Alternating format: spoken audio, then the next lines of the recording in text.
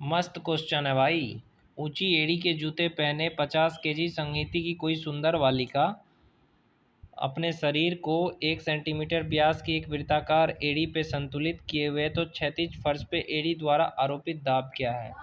यहाँ पे एक क्वेश्चन पूछा गया है कि ऊंची एड़ी के जूते पहने, जैसे कि सैंडल को ही हम कहते हैं ऊंची एड़ी के जूते। तो जो ऊंची एड़ी के जूते हैं, मतलब जो सैंडल पहनी लड़की है उसका वेट क्या है, 50 केजी है। और उसके जो सैंडल होता है उसका व्यास कितना है, 1 सेंटीमीटर है। तो अब हमको पता करना है कि वो जो अपने क्षैतिज फर्श पे जो रखी है एड़ी, यहाँ पे एड़ी जो रखी हुई है, मतलब सैंडल जो पहनी हुई है, तो यहाँ पे कितना दाब लगा है।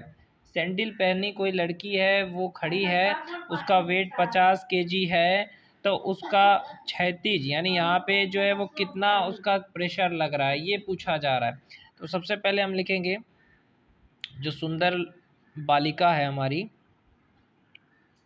उसका द्रव्यमान क्या है। सुंदर बालिका का द्रव्यमान कितना है, एम से लिखते हैं। ये हो गया आपका 50 केजी। कोई प्रॉब्लम है, नहीं है। अब वृत्ताकार एड़ी का व्यास, वृत्ताकार एड़ी का व्यास हो गया कितना, 2r होता है। तो 2r कितना हो गया, 1.0 सेंटीमीटर। लिख सकते हैं कि नहीं लिख सकते हैं। अब त्रिज्या कितनी हो जाएगी, त्रिज्या को r दर्शाते हैं, तो 1 का आधा हो जाएगा 0.5 सेंटीमीटर। कोई प्रॉब्लम नहीं।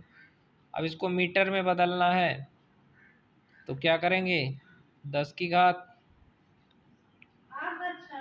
देखो 1 सेंटीमीटर बराबर कितना मीटर होता है, 0.01 मीटर। ठीक है, तो यही चीज़ यहाँ पे करना है।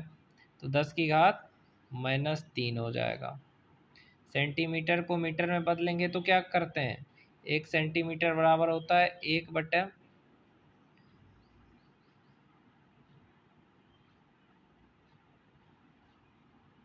अब कई सारे लोग पूछेंगे यहाँ पे 10 की घात -3 कैसे आया। तो सबसे पहले देखो, सेंटीमीटर को अगर आप मीटर में बदलोगे तो क्या करते हैं, 100 से भागा देते हैं। सेंटीमीटर को मीटर में बदलने के लिए 100 से भागा देते हैं।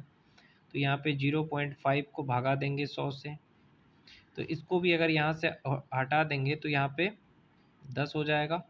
तो ये 5 10 की घात 3, तो इसी को हमने ऊपर में लिखा है 5 गुना 10 की घात -3।